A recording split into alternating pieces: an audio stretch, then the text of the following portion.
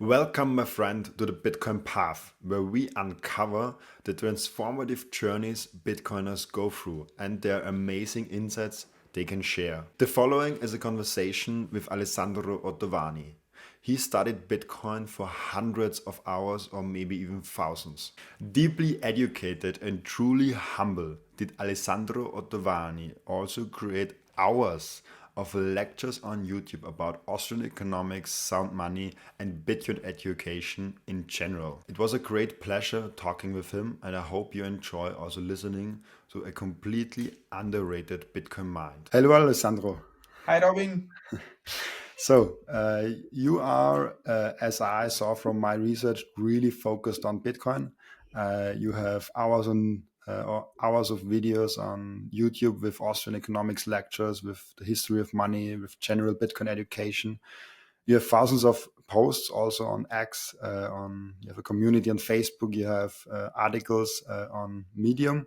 You will also share one of the articles of the Medium in the end with us. Why Bitcoin? And my question would be not why Bitcoin, but why are you so passionate about Bitcoin? Why are you doing the extra work, the extra mile, and not only learning about sound money, but also talking and educating other people about sound money?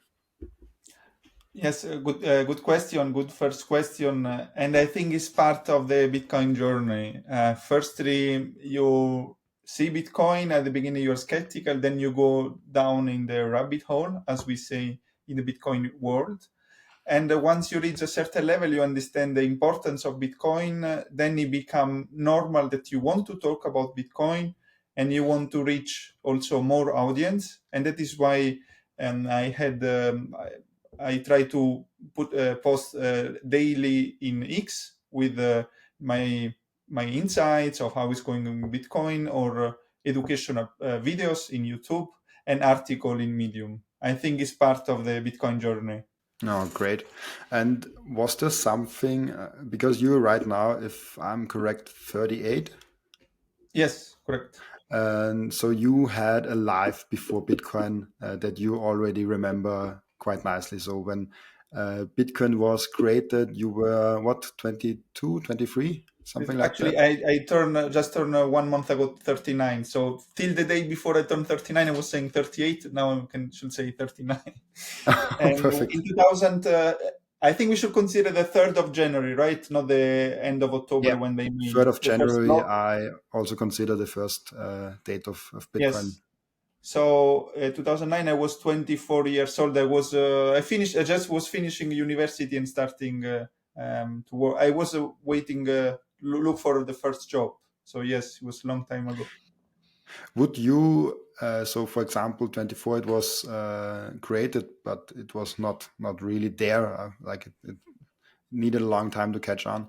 When you were, let's say, 22, there was no Bitcoin at all. If you were 22 and Bitcoin was already, let's say 10 years old, 14 years old, would you have been in the right mindset at that young age to be ready for Bitcoin? Was there did you already had money on your mind? Did you had already this kind of mindset to critical think and research about that stuff at this age? I don't think so. That's why I think the best age where a person can be really interested in Bitcoin is during the 30s when he has finished university, has some experience at work, and he start also to look about savings, where to invest, and it will be more interesting topics about Bitcoin.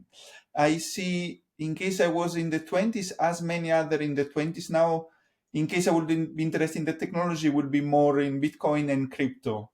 I found more normal if someone who is 23, 24 is more fascinated by the technology of crypto.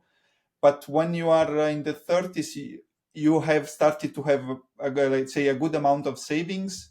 And then you start to reflect, where should I put the savings? And then start the learning. For sure, maybe I would have been interested in Bitcoin, but not at the level I will be in my 30s. What would be your thought on this? I also think so. I mean, I'm quite young. I'm 24 right now, so I Okay, discovered Bitcoin, what say 3 years ago, like with 21, and I second. went all in when I was 2020. So with 22 years old, I was completely all in Bitcoin, and have been now ever since. Oh, I'm actually also 25. I also forgot that. Beautiful. My birthday party is already a few months back.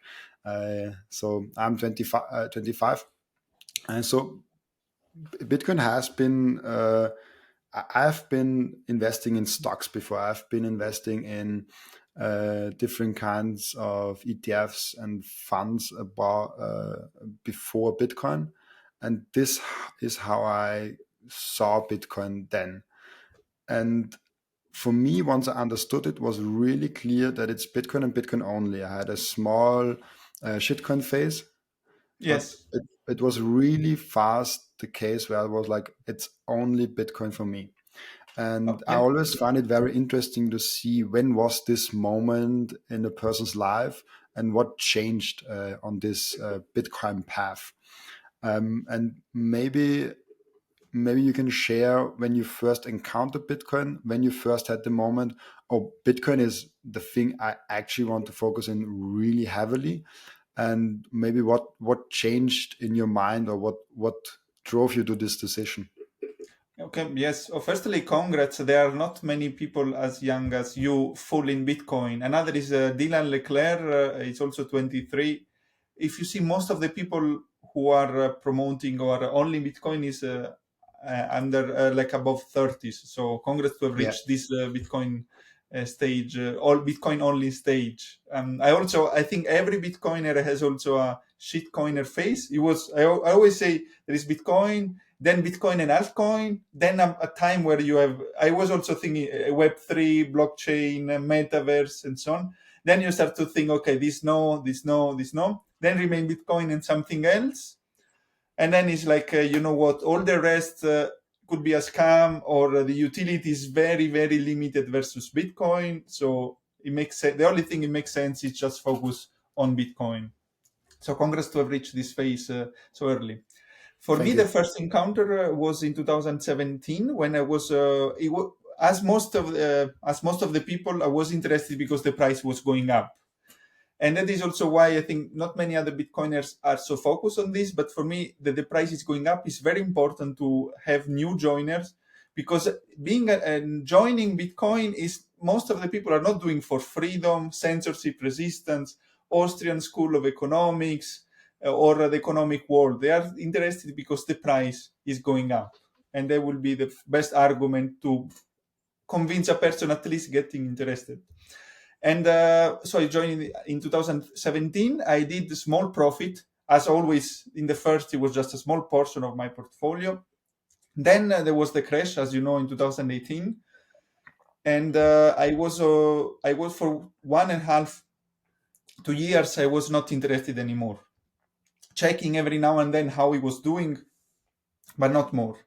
And then, as you, in 2020, I became also more interested, also because one thing, the price was coming up again, while many other people was declaring dead. So I say, okay, but then it's not dead, so maybe there is some value. And second, also COVID came, so it free up also more free time, because we could not have done many things that otherwise will do. So I use portion of the time to start to learn about Bitcoin, the book of Safety. Also, following Michael Saylor, the nine first interviews between Michael Saylor and Breedlove, and then he started with X, all the other podcasts. So it was, I can say, from middle of 2020, and from end of 2020, I'm regularly following Bitcoin news daily. Did something change when you went into Bitcoin in your maybe personal or career life? Was there some I don't know principles you learned with Bitcoin you then adapted into your life without Bitcoin? Yes, yes. No, in fact, they say you don't change Bitcoin, but Bitcoins change you. And it is a path, so it takes 1 or 2 years. In fact, I always recommend people to study Bitcoin 250 hours and staying in Bitcoin. They have to hear podcast information for at least 2 years before they really think, okay, that's the thing. And very important is Bitcoin is also economics, sociology, and learning about the Austrian School of Economics. I evaluate much more how economics work, and is the human action, how is how we define value, and how important is our time. And I think the most important thing, the value. Then the economics is all about scarcity, and scarcity is about the scarcity of our human time, and we have to be very careful on how we use our time. That is the only limited resource, and obviously you are more interested in the future, so you will also save more. So what is maybe could be have been before luxury, you still have a for sure conduct a good life with a vacation, dinner, and so on. But I keep an eye that I save every month, because this is important for my future. So it's even So more.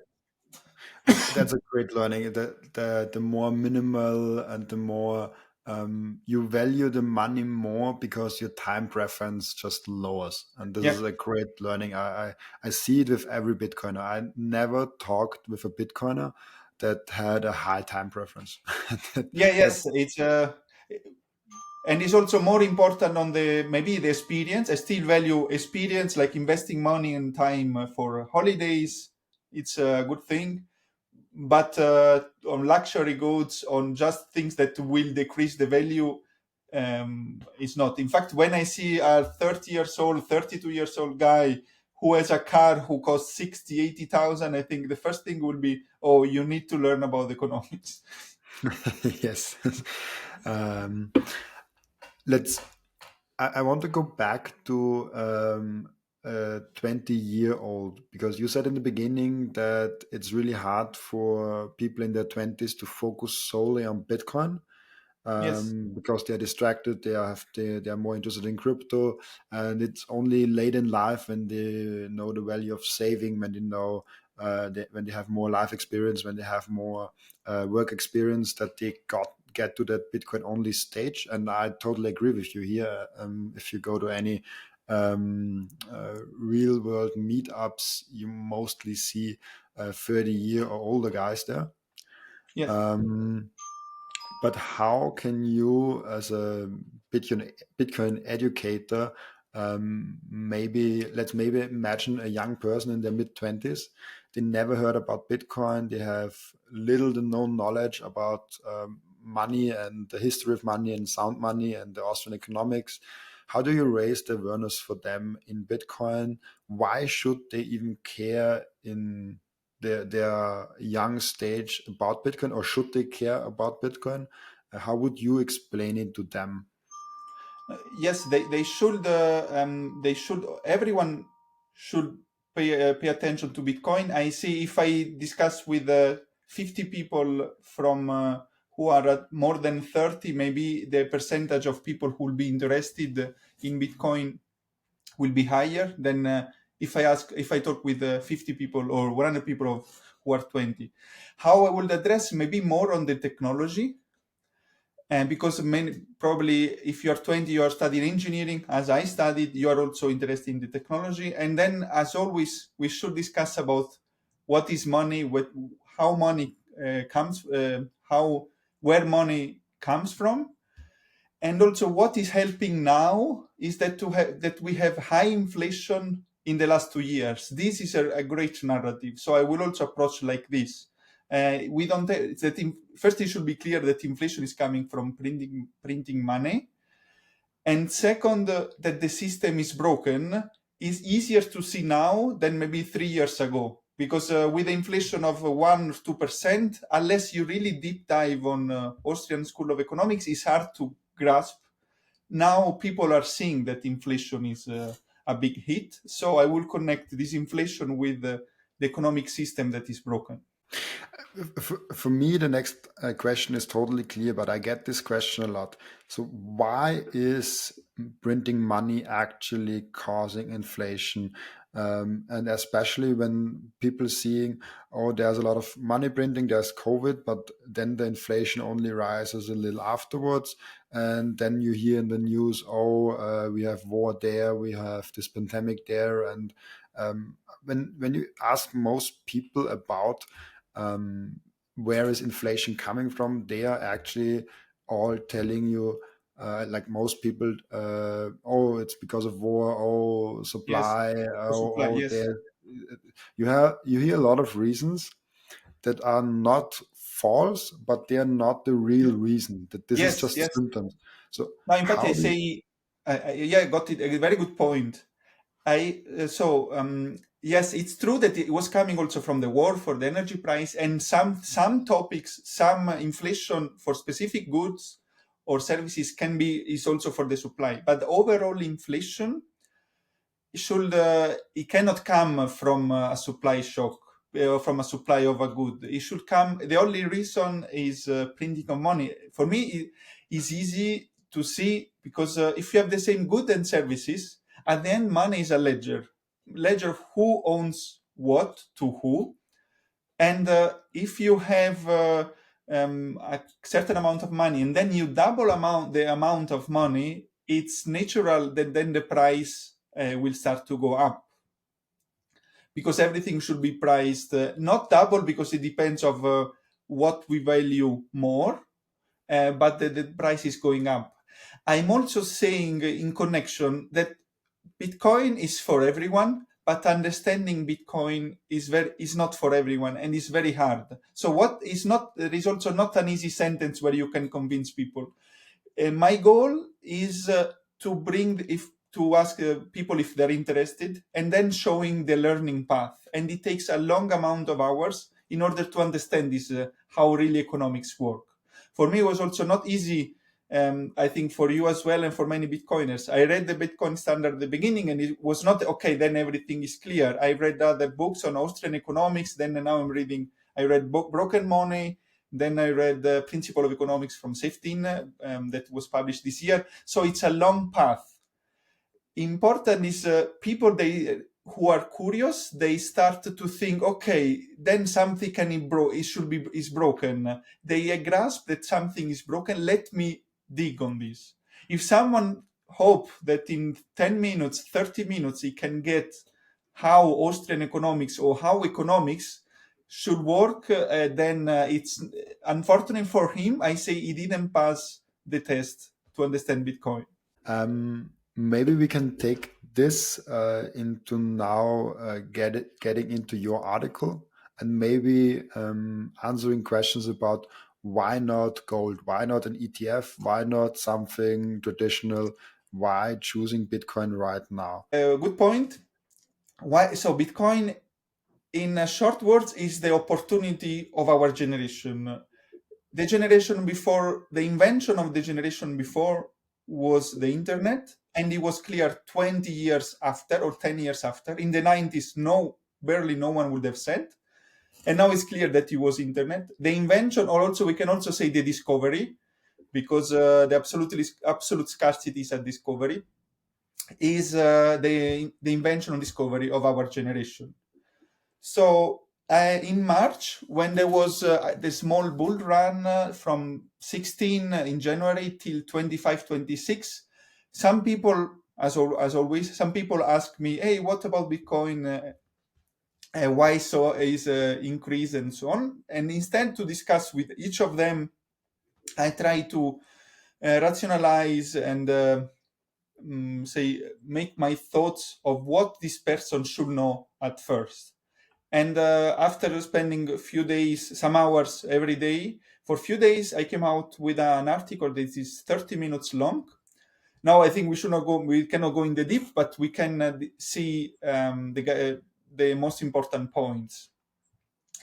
Firstly, I look about the Bitcoin value proposition. People always ask, is a good time to buy Bitcoin? And my reply is always, they shouldn't, if they tolerate volatility and they know about Bitcoin, then they can buy, but it should always be connected with the amount of education. So my recommendation was always, the only financial recommendation is spend maybe 100, 200 euro in Bitcoin, because even if you think you lose, it will not change your life. But for the rest, you need to study Bitcoin and buy afterwards. We can go, so for me, as I wrote in the article, there are 3 revolutions in one. Financial revolution is for sure by far the best money that humanity has ever had, and I explain why.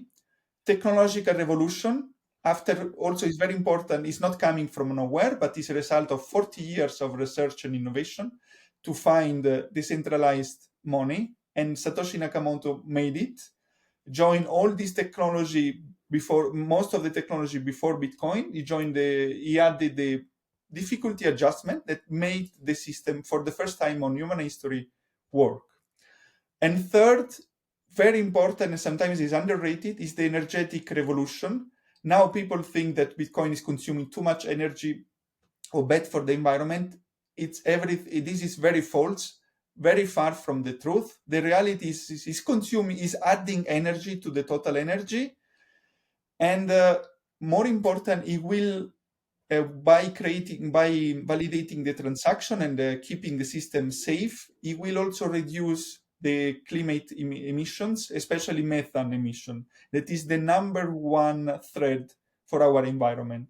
So this is kind of mind-blowing. We will validate the transaction, making the system safe by creating value, Bitcoin, and reducing methane emission at one point. So this should be clear for the person. And the biggest chunk of my article is why it's so hard to understand Bitcoin. As I said to you before in the interview, understanding Bitcoin is very hard selection in terms of intellectual challenge. First reason is why so hard? Because the price crashed from 2021 to 2022, 77%. And normally people are not interested when you see such a crash. Second, is a very complex new technology.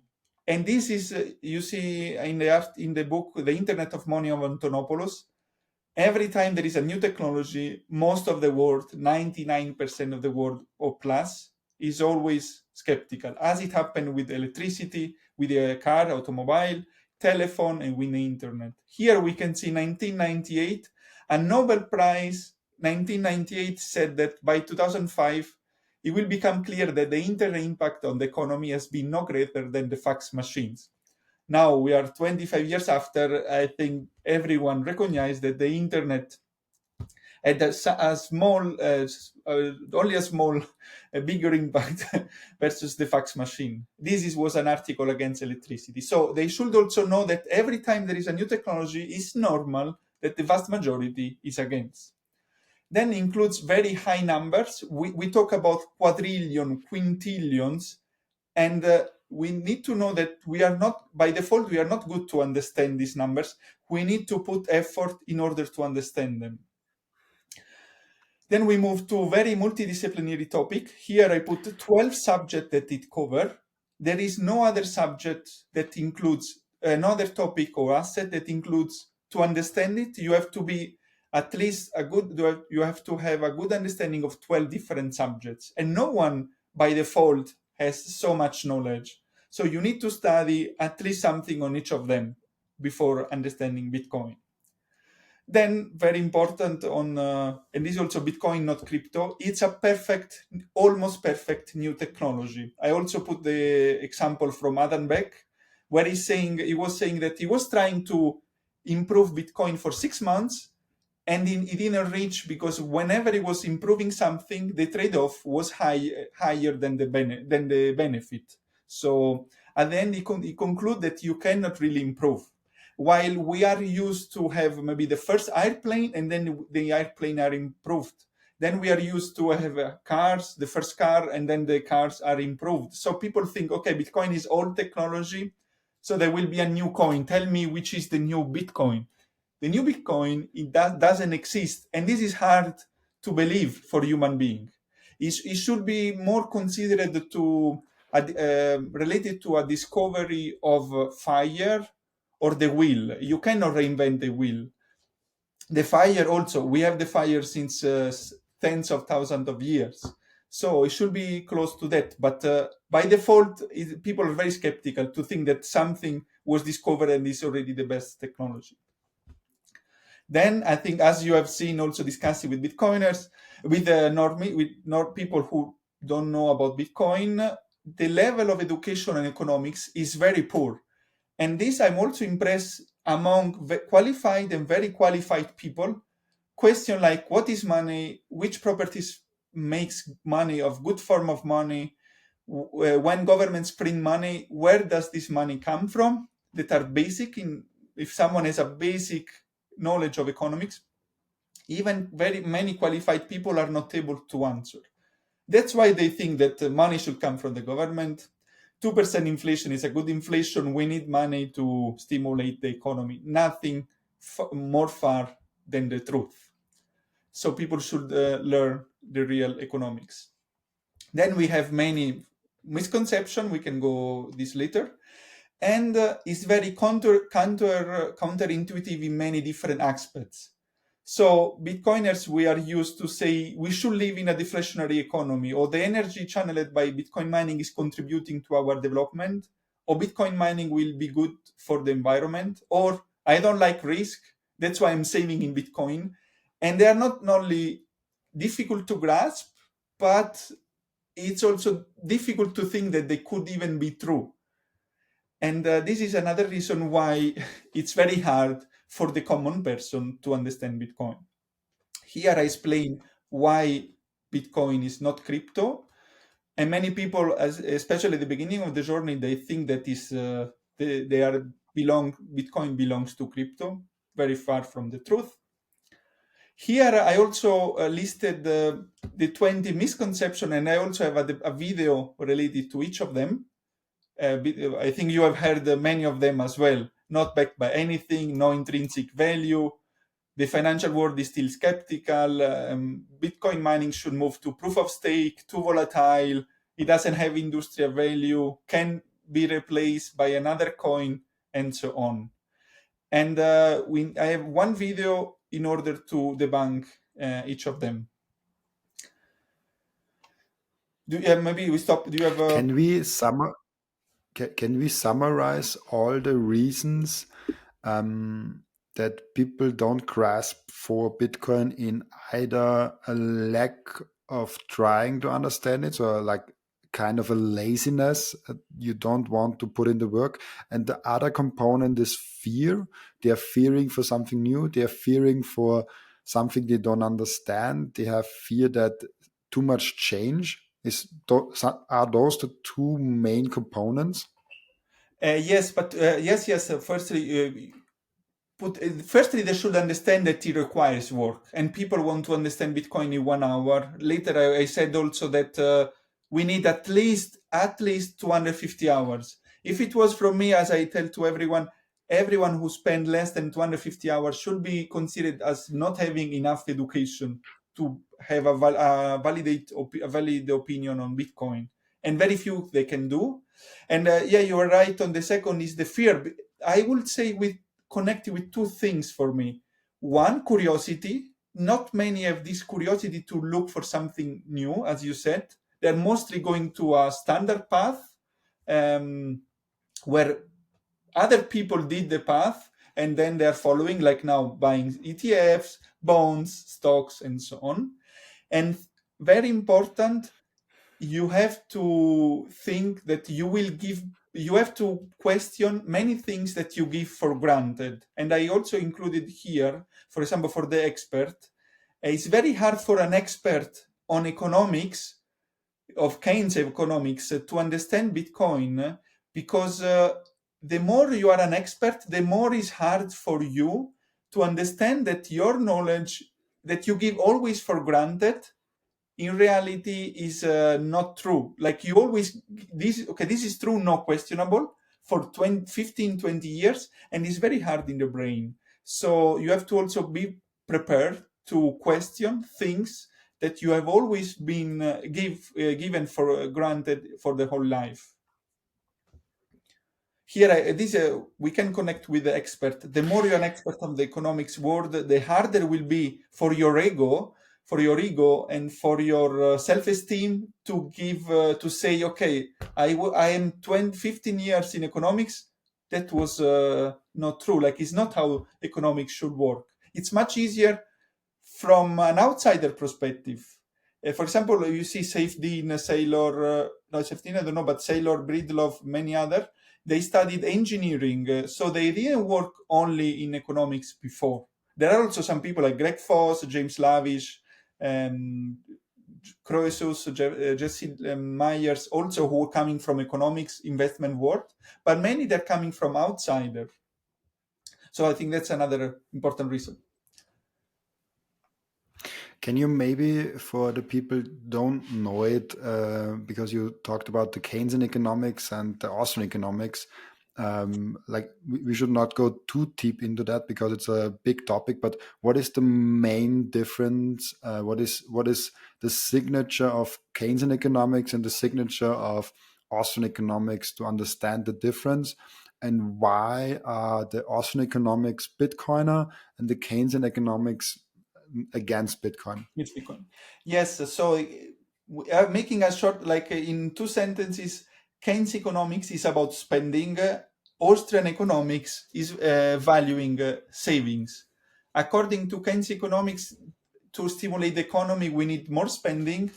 And if we have a problem with the recession, we need to print money to stimulate the economy. That for the normal person sounds good, like it makes sense, while in reality, the long-term trade-off is much higher than the benefit in the short term.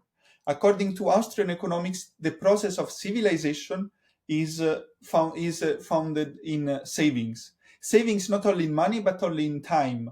So is when we were talking about the time preference, when you value the future, not more than the present, but the ratio between how you value the present versus the future, it's less than another person, so you lower your time preference, you spend more time for the future.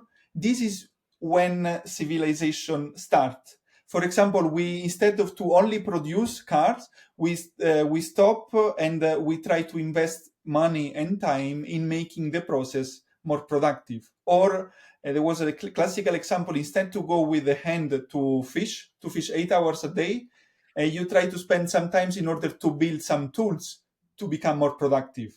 And then you have some tools, then you have a small ship, then you have a bigger ship, so you need much less time to catch the same fish. And this is why and how humanity progressed.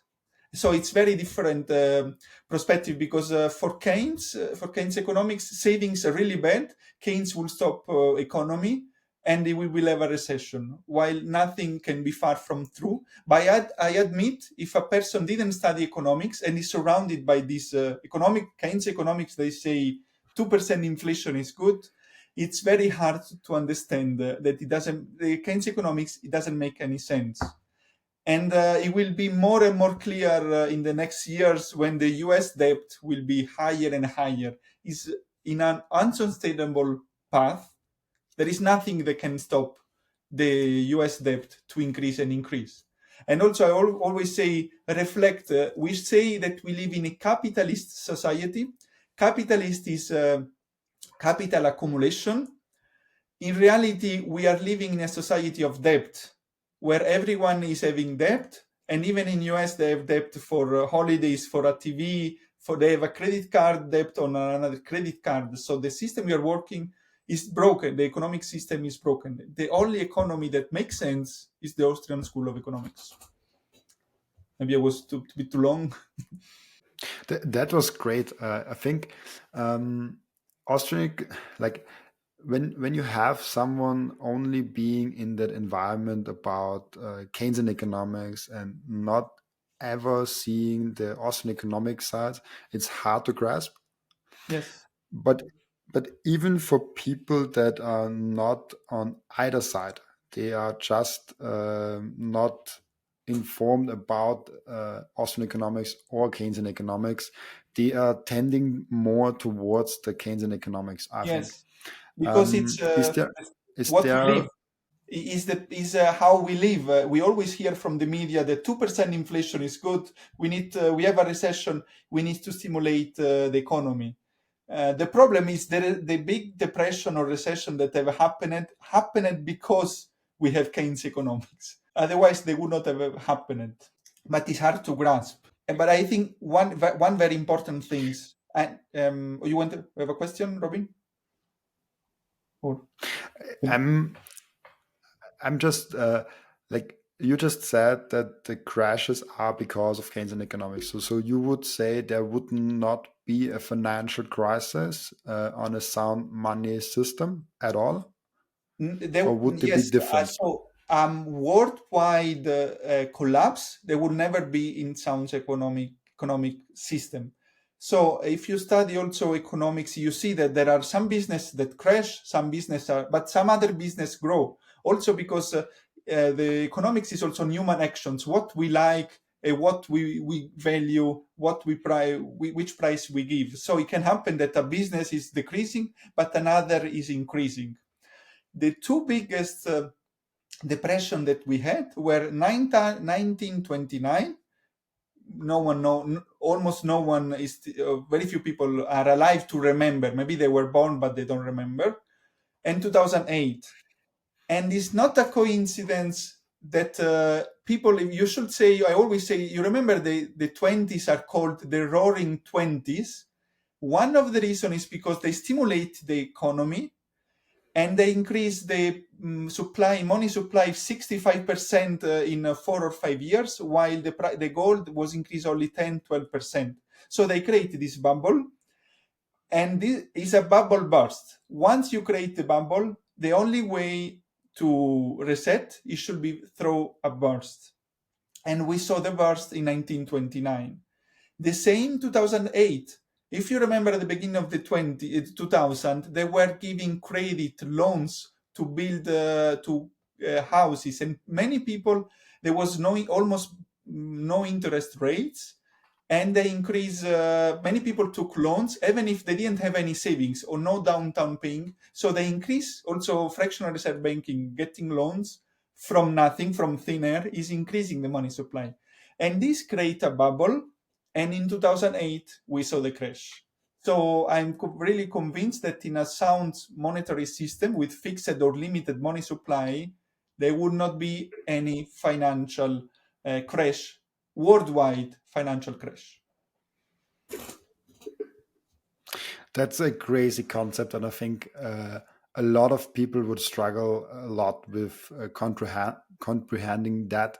And this goes back what you said. You need a lot of time to learn Yes. about Bitcoin, about sound money, about the complete system, because it's simply not an easy topic. It's not something you can learn in 1 hour and you're like, oh, now I get it. You Yes. need to dive deep for at least I would say 100 hours to really Yeah. understand it.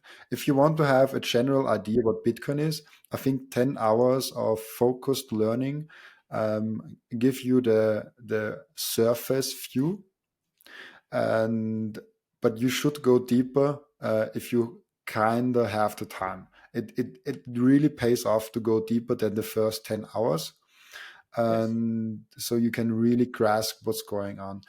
Is there anything more you want to share from that article? Any learnings more you want to give the audience? The only thing is related to the path to understand Bitcoin. I think for me, 100 hours are to appreciate it, and 250 hours is to understand it. And I also had many conversations, things, okay, but Bitcoin should be for everyone. How we can make easy for a person who didn't study Bitcoin? I say is not possible in 2022, 23, or 24 to understand Bitcoin without studying. In 20 years, people will save in Bitcoin without even knowing what it is. But now, while the general knowledge is okay, it's very volatile, it's very risky asset. The only way, there is no shortcut. I want to share only one thing. and I think this is the difficulty in understanding Bitcoin will go down with time. So the more time we pass, more brains can join us. It's like a hard selection.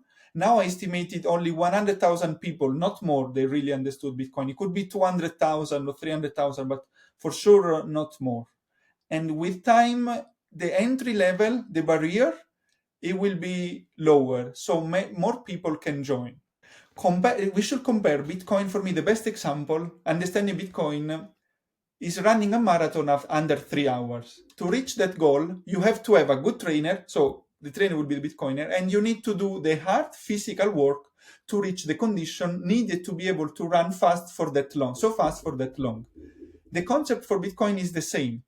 Not we can be the trainers. We can explain you the reasons why we believe in Bitcoin. We can also enlighten for you the best path to understand. As a trainer in saying you need to do this for 2 weeks, this for 3 weeks, we can say you need to study this, and this.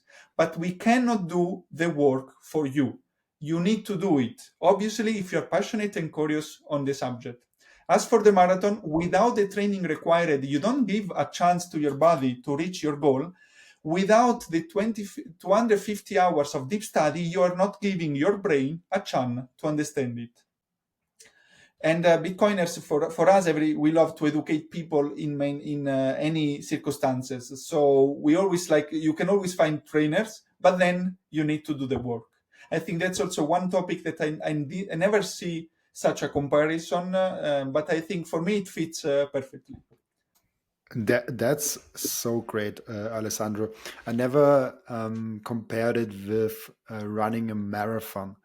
And I also liked what you said earlier about we are now seeing it to be difficult that you understand Bitcoin, but in 10, 20, 30, 40 years, Bitcoin will be more and more normal at each step of the way. So more and more Bitcoin will be Yes, just grained into it's our it's life like as a it's like. fundament. So, sorry, please go ahead. I just wanted to continue that it's a fundament of our life. And right now, people are saying, okay, savings account and ETFs is kind of normal. Like if you're saying to some random person on the street, put your money a little bit on the side of your bank account, maybe on a savings account, and what you want to invest, put it in an S&P 500 in an ETF. This is an uncontroversial opinion for Yes. most people, I think. But this opinion, when it changes slowly and slowly, and Bitcoin is getting really to this mainstream adoption, then Bitcoin will be part of that solution. And I think it will slowly get to a part of the solution where people saying, put 20% into Bitcoin and the rest in something else. Then Yes. 30%, 40%. I think the norm of having a Bitcoin stack will increase till it's your standard savings account. And then on top of that savings account, you can maybe invest in a stock that you're passionate about in your own project, in your own company. And you take out the saving side of investing, that the saving side should always be in Bitcoin, and the investing side should only be about investing in new ventures and not in saving. Like ETFs is a vehicle in our life we would not need when we would have Bitcoin, I think. Yes, I totally agree with you that the more we go, the more Bitcoin will be seen as a savings account. So they will start to have 1, 2, 5%. And at the moment, so far, it doesn't reach the value of institutional. It's not only the best savings account, it's also the best investment way because it's on the path of monetization. So it will increase the value. And I think will be, I always also saw in the article, it will be gradually and then suddenly. At one point, there will be this inflection point where people start to realize, okay, Real estate, we have a high interest rate, is not anymore so profitable. Stocks, many people talk about many people talk about recession, so it could be risky. Bonds, we see now that if inflation will be high, bonds don't even catch up with inflation. And on one side note, macro note, next year I assume I'm following also macroeconomics as every Bitcoiner, and they will have to print a ton of money to keep the broken system running. So inflation will be higher. So there will be so many hundreds of millions of trillions that are in bonds, real estate, stocks, ETFs, and Bitcoin will start to increase. There will be the Bitcoin spot ETF approved. So for those people who don't want to hold the asset itself, they will have also a chance to start buying the ETF, and maybe later on some of them will move to the real asset. Firstly, maybe in an exchange, and then to on the real asset. But there will be a global exposure to Bitcoin.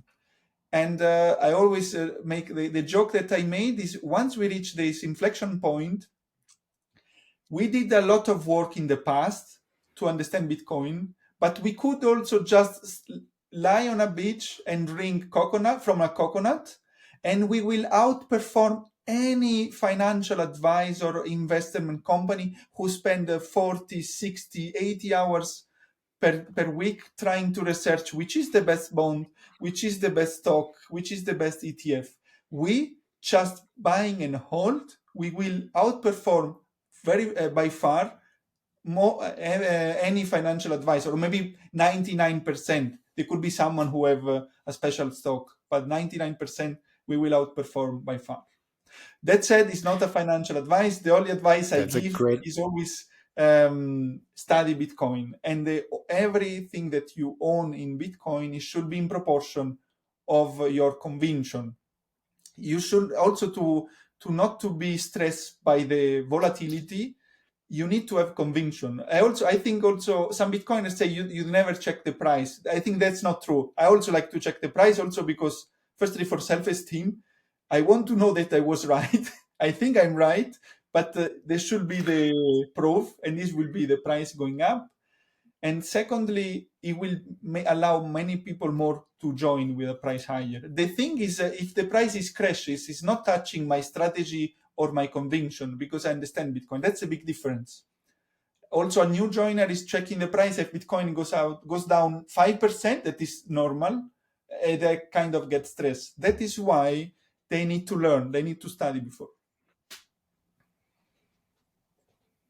Yeah, I think the US dollar or the euro price, like the fiat price of Bitcoin, is always first a great marketing tool, and second, it's just great to keep score of how are we adopting right now.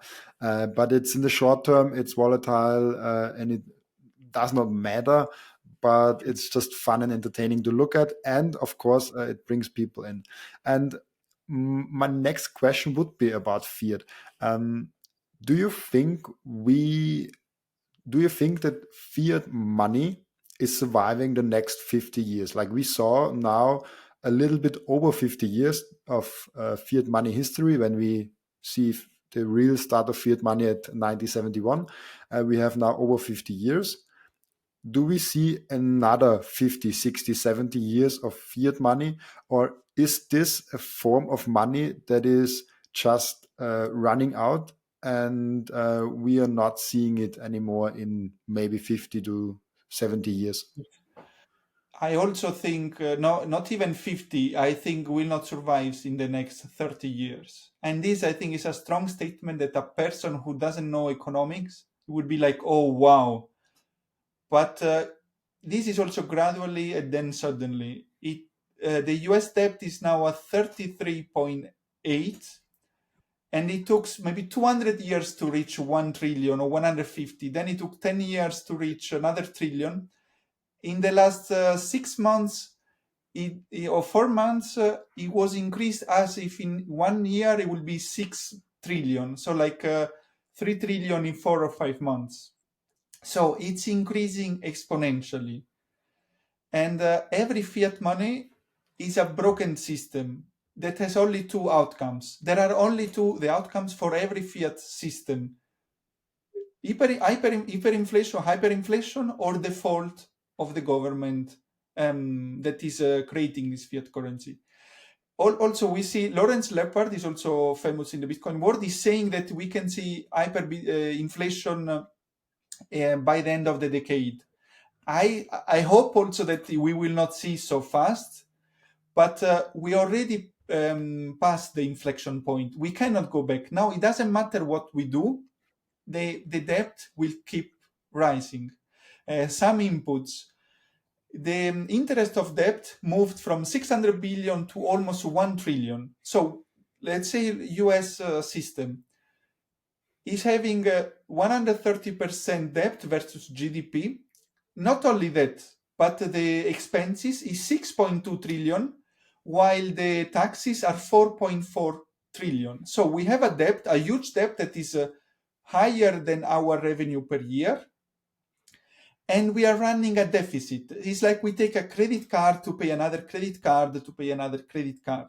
So it is also increasing because the interest of the debt is even higher than defense. So and US is spending a ton of money in defense.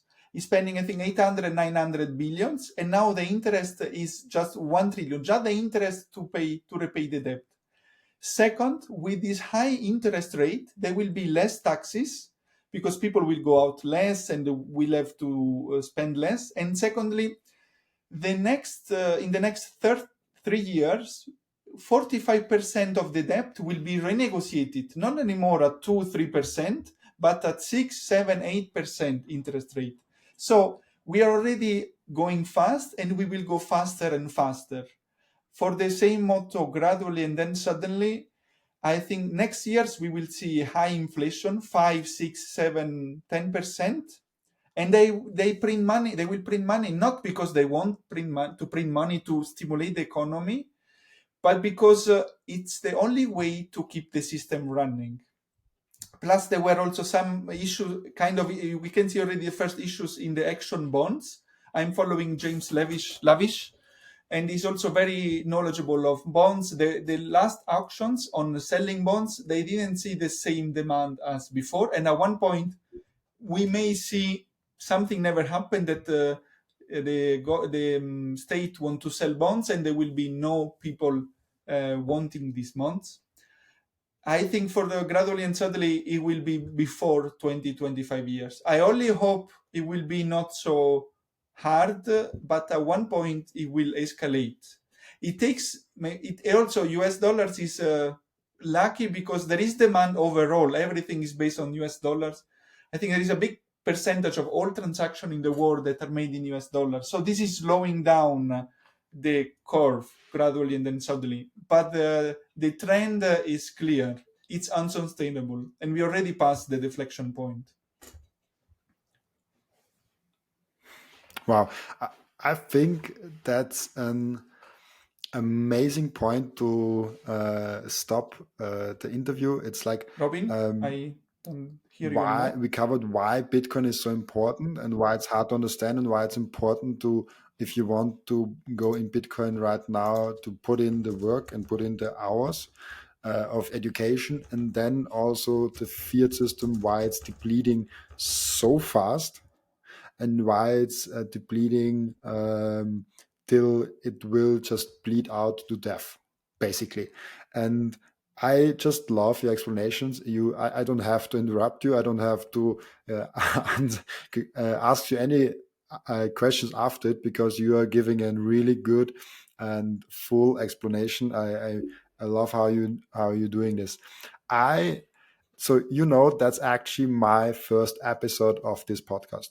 So I want to have an end routine to this podcast, where the podcast guest asks the next guest a question without knowing who will be the next guest. And as this is the first episode, I don't have a previous guest that has a question for you.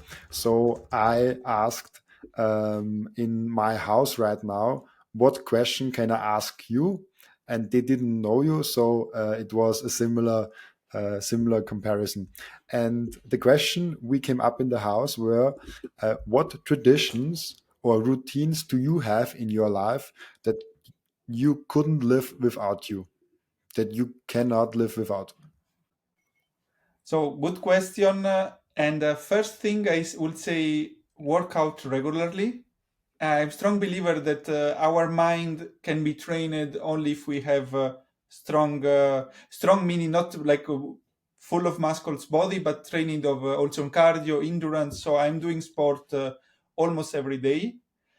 And second, always discussing also, we come back also to kind of Austrian economics, value the time. So I always reserve some time to discuss, to spend for sure with my girlfriend, some with my friends, but also some is also in learning and reading new things.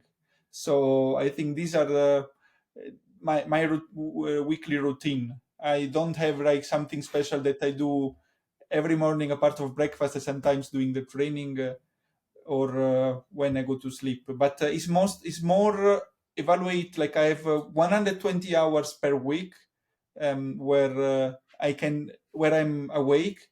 For sure, a portion should go to work, and then to decide what to do with the rest and trying to value it at the top.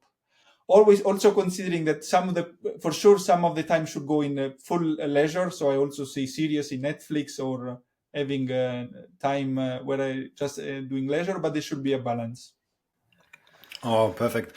Thank you, Alessandro, for being on my show, being my first guest. And I really hope we can do it in the future again. And I loved your explanations and your insights.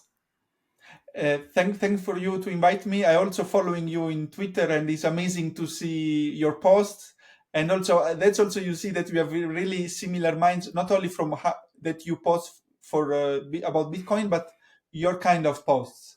And I think also we are a kind of similar path. You have like more than 5,000. I will reach 5,000 followers soon. So we are like growing together in X. We are similar mindset on Bitcoin. So really happy to connect with other Bitcoiners. Let's grow together. Bye bye. Yes. Bye. Bye, Robin.